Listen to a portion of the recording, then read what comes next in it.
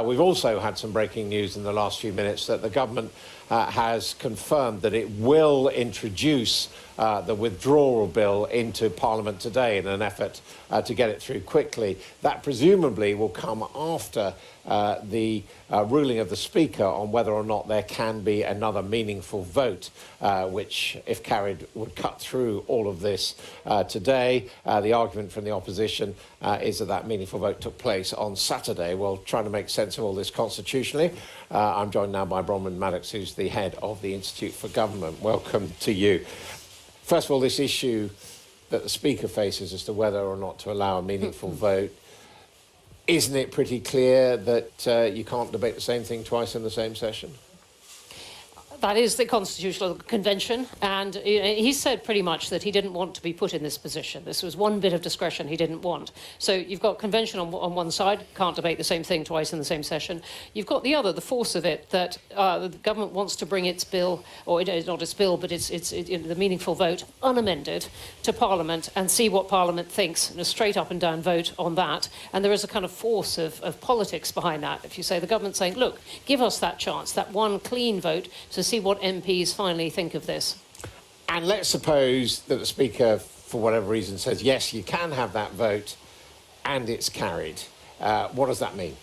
That would give the government, I think, an enormous boost. Boris Johnson would have been able to do what Theresa May was so many times unable to do, and show that he had the support of a majority of the House of Commons for the deal that he'd brought back from the European Union. Doesn't get him all out of trouble. He then has to bring the bill, the withdrawal agreement bill, and all kinds of amendments can be attached to that. So even if he wins today, it's only the start of a process. It wouldn't mean we leave on Halloween, or would it?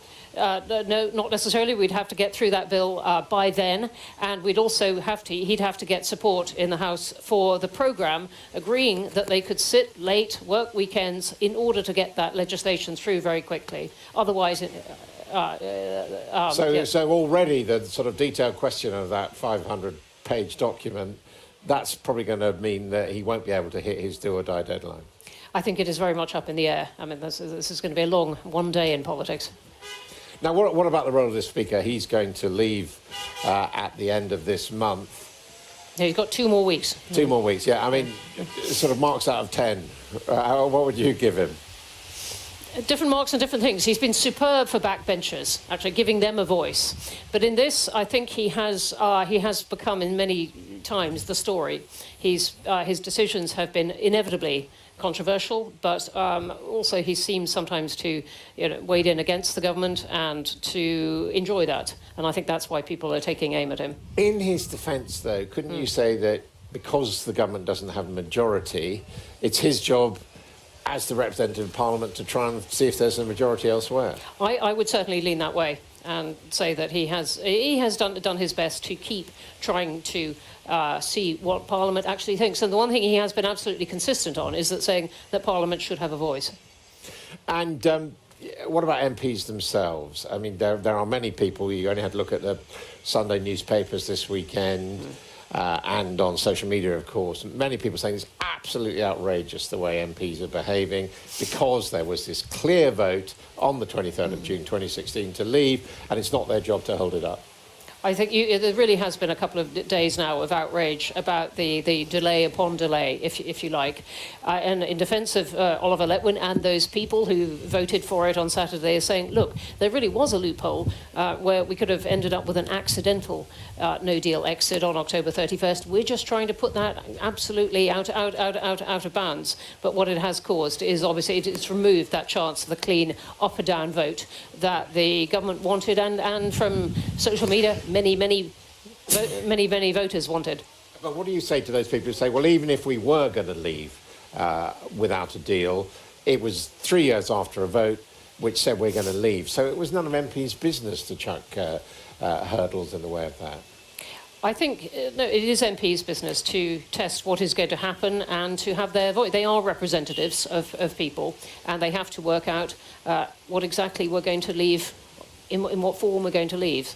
How worried are you by the opinion polls show that people are losing faith in Parliament to a certain extent? There's also been a lot of criticism of civil servants. I mean, you represent the Institute for Government. I mean, how rotten do you think the state of the UK is at the moment? I don't think the state is rotten, but we're going to come out of this with a lot of broken crockery. There a lot of loose ends of this, bits of legislation that have turned out to leave great silences, like the Fixed Term Parliaments Act, great silences where you actually want it to say what happens next. We're in the funny position where the government's calling for election, can't do anything it wants, but is prevented from getting an election, and so kind of have you got the answer? How would you sort it out? I think we need much clearer rules within that about the terms of calling an election. So I think, but answer your question about public trust, which I think is really important. It has taken a huge battering in these 3 years, and I think it is really important to get that working again. And that means sometimes really technical things, looking at the powers of the Speaker, which you were just referring to, looking at MPs' powers to get information from government, actually spelling out some of these things that have been raised during these 3 years of battle between Parliament and the government, and trying to make much clearer what the rules are. OK, Bronwen Maddox, thank you very much indeed. I suspect they would have to get the Brexit legislation out of the way before we get to those weighty questions, and probably a general election as well.